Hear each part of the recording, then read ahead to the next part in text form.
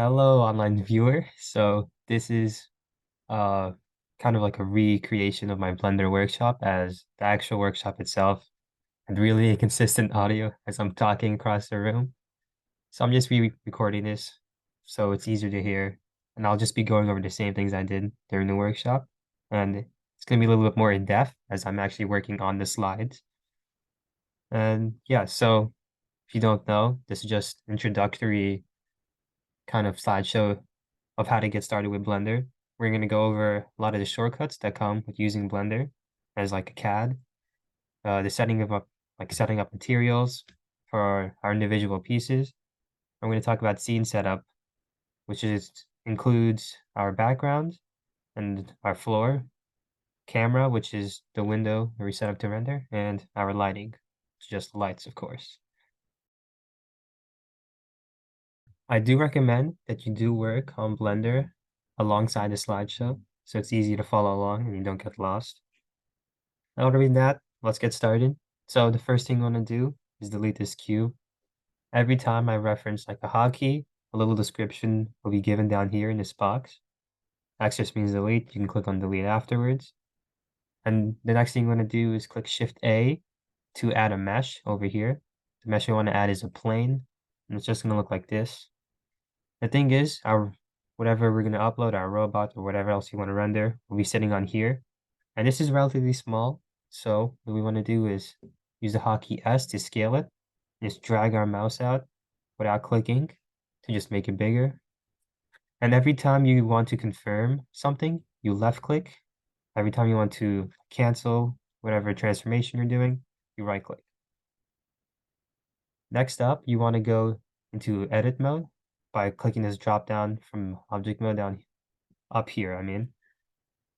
From here, we are in vertex select. So that is this little tab here. Sometimes, like when I'm working with Blender, I use edge select, but something goes wrong when I try to bevel two faces later on. I will go over that later. But for now, I know vertex select works, and I suggest you do use it. And then what I've done is select these 2 points here. They're faintly orange, as I've selected them. And you want to use Control left click. That just allows you to select both at the same time, not individually. From here, we want to click E to extrude. So same idea, you select two ends, and you click E and Z to extrude along the Z axis. So this blue line here just means that we're extruding it up and down. But this is something you should know. If you click E or not E, I mean X or Y, it will extrude along those axes instead of like flopping all over the place if you just swing your mouse. And again, just click left click to confirm. And you just want something that's relatively this large, not too big, not too crazy. And from here, you can actually go and bevel it by clicking Control B. And you want to make sure you select the two vertices here before you bevel. I believe it also works with edge select. It's not up here right now, but still you can just click the two vertices with Control click and bevel it, Control B. And then you use your scroll wheel to give it subdivisions. So right now I have 5. You can scroll to give it more or less. Don't go crazy with it. It's just there so the background looks smooth when you actually render later on. And another note I can add is instead of extruding it just straight up, you can actually make it a little bit wider, which makes it easier to render later on. You can extrude along the Y, for example. And then once you extrude along the Z, you click the 3 vertices, as there's going to be an extra one here, and this one's going to stay here as you extrude. Extrude that instead, and you'll have like 2 little squares. And then you can bevel it by pressing the same 3 points that will pop up after you extrude it along like a X and Y axes. Now we want to go back into object mode. And the hotkey for this is just tab. It just makes it easier to switch between object and edit mode. It's nothing too crazy. And the next thing we want to do is add back the cube. And the cube will spawn somewhat cut into the ground. So what we want to do is actually use the hotkey G, which just means grab. And clicking X, Y, and Z will snap it to these axes. So you can move along the X, Y, or Z. And every time we do move it, we have to confirm it before we grab it, move along another axis. It's a little bit painful, but it helps us like exercise control over objects, so it's not just freely flying around as we're trying to move it. But it's also easier just to hold down the middle mouse button. Just pressing it will snap it to the closest axis that it's working with, and it just makes it easier when you do that. So, as this was a workshop, I had a little hands-on session where you go through everything between adding the plane, beveling it, and then adding your cube. But generally, just follow along, you should be fine. And just make sure at this point that you're caught up on all of that. So we're good to move on. All right. Next up, we want to look at materials. So if we press on this cube here and we head down to this drop down over here, this is our materials tab along all these little tabs. We want to click new material. And it's a little bit to take in here, but I want you to focus on the right-hand side for now. Once we add a new material, we have a plastic. Well, I renamed the plastic. You can rename it to whatever you want, but for this purpose, I just said plastic. And there are 5 main things we look at, which is our surface, base color, metallic, specular, and roughness values. So for our surface here, there are 2 main like options that you really would need to use, which is either glass, BSDF, which is exactly what it sounds like for plexiglass, anything like that, and principled BSDF, which is pretty much for anything else, such as aluminum, like PLA, PETG, stuff like that. And then our property definitions, which are these 3 down here, are metallic, roughness, and specular. Metallic and roughness are the main 2 ones you want to play with. Usually specular, which is just how light wraps around an object. You can leave it alone, it's fine. It gives you like a default value of 0.5 most of the time. But mainly metallic and roughness, as it sounds, metallic is just basically how reflective light is. It gives it more of a metallic look by making it shiny. And roughness is how evenly light is distributed. So if you compare like flat surface, very smooth, light's gonna reflect off evenly. There's nothing for it to like bump off of other than just the flat surface. If you have something rough like sandpaper, it's very bumpy. The light's gonna reflect all over the bumps and it's gonna go all over the place. And that's just basically how Blender renders it. And it's a little bit like hard to understand it when I'm just talking about it. So I'm gonna show you what it actually looks like on a robot. So here you can see that I've selected every 3D like printed piece on my robot. And this is a little bit of a painful process as you have to select everything and then you have to change the values after. But it's the only way it works. And once you select it, you don't have to do it again because you can link the materials here. And what it does is basically saying, okay, all of these pieces will have the same material. It's as simple as that. And then you can freely change it. So set your color. You can even change the name, although it's not necessary. And for PETG, which is just basically 3D printed plastic, you can just set the metallic to 0, as obviously it's not metallic, and the roughness to 1 to give it like a more, not exactly rough look, just roughness to give it the more plastically look, which I will show you later on as well. Next up, we have plexiglass. So our surface before for the PETG was principled BSDF. We want to change to glass. And our property, like definitions, property values actually change. So we only have color, roughness, and those are the only 2 we want to change. So for the color, I actually reduced the saturation a little bit. So it's like a little bit of a lighter glass. It's nicer to look through. And roughness is set to 0 because the difference between roughness of 1 is that you just can't see through it at all. Roughness is 0, it's perfectly clear. It looks really nice. And now I'm going to talk about viewports. So this becomes more helpful a little bit later when we do lighting. So there are 4 main types, which is wireframe, I think our basic viewport, semi-render, and our like fully rendered, not fully rendered, like pre-render kind of viewports. So if we go from our basic viewport to our like semi-rendered viewport, it's just basically showing us like, okay, Like these are what the materials are roughly about, just based on their colors and their materials. So as you can see, the colors are kind of messed up still, not perfect, but you can actually see that our glass has this kind of image pasted inside of it. So you know it is glass. Other than that, ooh, let me jump back before I give spoilers. Our pre-render viewport I said is used for lighting, which I will re-mention later on, because we can see how the light actually works. So you don't have to like constantly render it, look how it looks, and go back and change the lighting, and rinse and repeating that is just a very long and painful process without this viewport. So this is like the main hands-on part of this workshop. What I wanted you guys to do was add two monkeys. So if you click Shift A to add another mesh, there is a little monkey option if you go all the way down to the mesh like options. And it's just gonna be like a silly little monkey head. Doesn't really look like a monkey, arguably.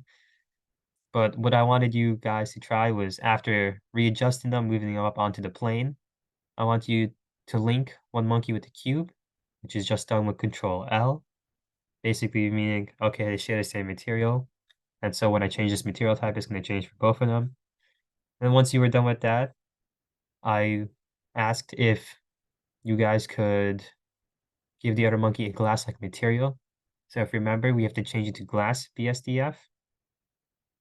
And if you have time, or even if you guys watching this want to do this at all, you can add a sphere and make it aluminum, just basically setting the metallic value up and lowering the roughness.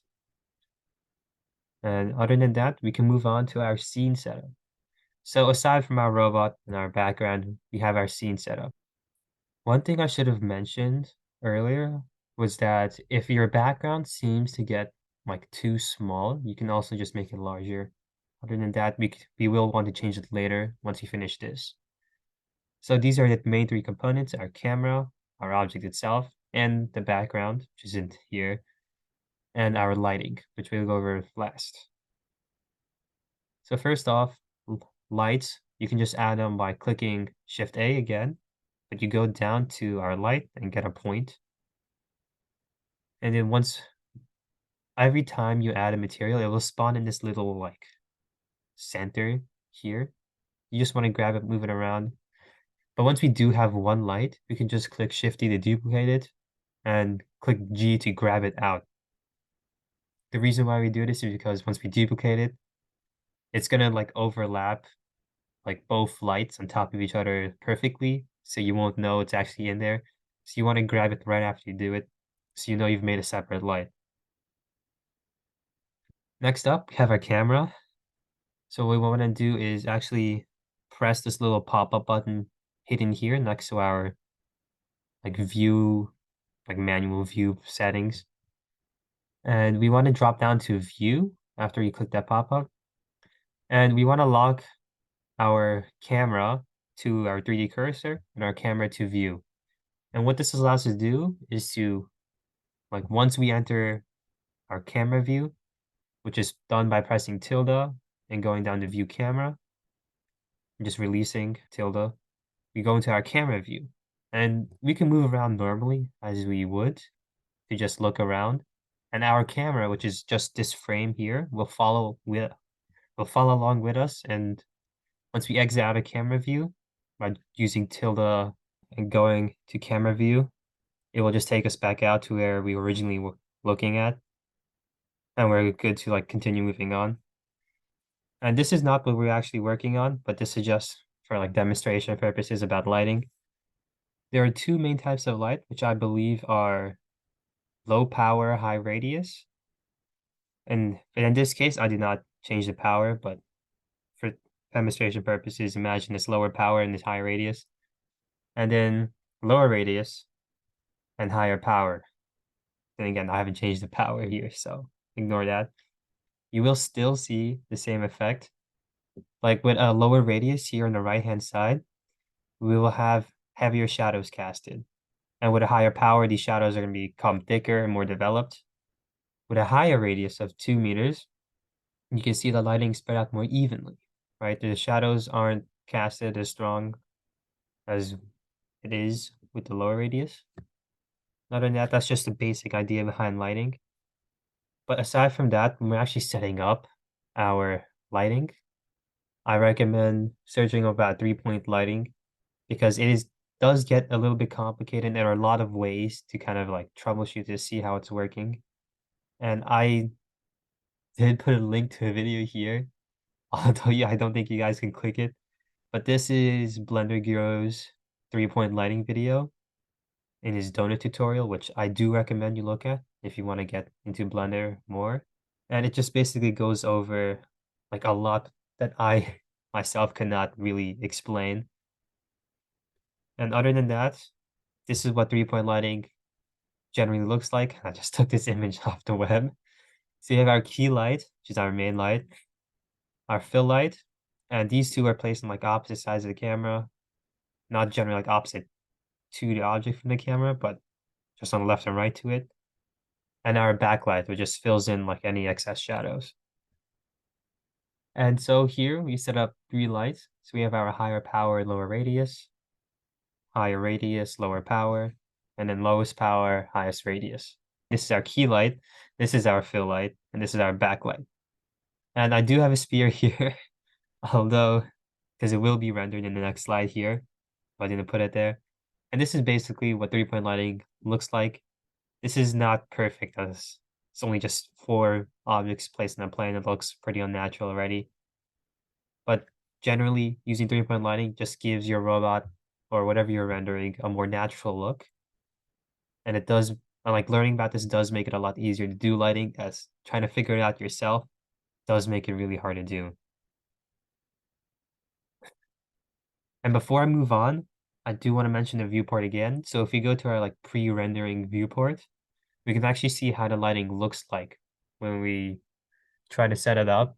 So turning this on, we'll let you see how much light's being casted onto our robot, and you can adjust it there instead of having to render it and then changing it based off of an image. Next up, we have to talk about our render engine. So the default render engine when you open Blender is Eve.